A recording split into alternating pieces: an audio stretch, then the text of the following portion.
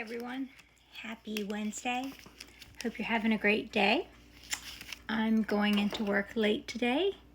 I'm okay. Had a doctor's appointment. Everything's good.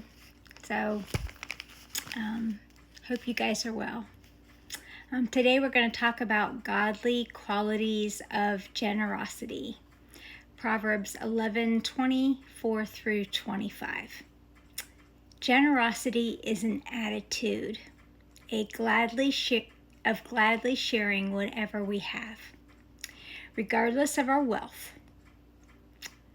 Scripture reveals that open-handed lavishness is an attitude or aptitude of God. Deuteronomy 28:12. As a part of His transformative plan for believers, the Lord desires that we develop a generous spirit. A bright-hearted approach to our time and material goods and giving of ourselves is part of God's plan. When we accept that He owns everything, we are able to hold and share more loosely. But the choice to nurture generosity is based on our trust. Instead of adding figures to see what little amount might safely be set aside for charity, Christians should give sacrificially by faith. Hebrews 13:16. Don't forget to do good, to share with others, for which such sacrifices God is pleased.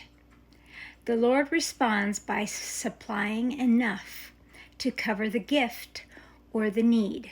Luke 6, gosh, I'm like tongue-tied today, 6:38. Only through giving do we learn that we can never outgive God. Some believers choose selfishness and rebellion, but God promised to form a form of poverty, whether financial, emotional, or spiritual, to those who do that. Instead, let's choose to cultivate a generous spirit for God. I don't know if you guys have ever been somewhere, a store, a restaurant, and seen somebody struggling. And it doesn't have to be financially. You can see somebody struggling to put their groceries in the car, or maybe it's a child fumbling with their money, to see if they have enough money at the counter, or a little old lady, struggling to get out of a store and just needing the door opened. There was a day whenever I was at the store, and there was a Guatemalan mother with a baby, and they sometimes, I don't know if you've seen them, they wrap their baby, and then she had two little ones with her, and she was trying to use her SNAP card, and the woman behind the cash register was not helping her, and she couldn't read what the screen was saying, and the cashier lady was not being helpful. So I stepped over, and here she had her card backwards. And then whenever it went through, she still needed more cash. So I said money. And she turned to me and just nodded, like a thank you. But the poor woman had no hands. She had a baby and she had two kids. And I just thought, as much as sometimes we don't like what's happening here in our country, we do not have to be rude. And then I was in the grocery store, and there was a lady that was on one of those electric carts, and she went to reach for something, and 2 or 3 things fell off the shelf, and then she was trying to get the cart to go, and bumped into something, and she was very, very frustrated. So I asked her if I could help. And I really didn't have the time, but I keep thinking I'm going to be older, and I know I'm probably going to need help.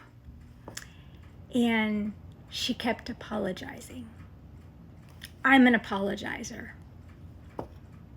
I said, it's no problem. It's fine. And then I said, is there anything else that I can help you with? And she said, could you follow me down? It ended up being a couple rows of helping her shop, which was fine. It was fine. Because I always think, okay, God, I'm here for a reason. And maybe she doesn't have anybody. And I live alone. And I know what it's like sometimes to think, oh, I just wish I had a little bit of help. So, all that to be said, sometimes we need to be a little bit more aware of what's going on around us, a little bit more conscious of our surroundings. For safety reasons, yes. But there might be somebody that needs help. Kind hearts. Have a great rest of your day.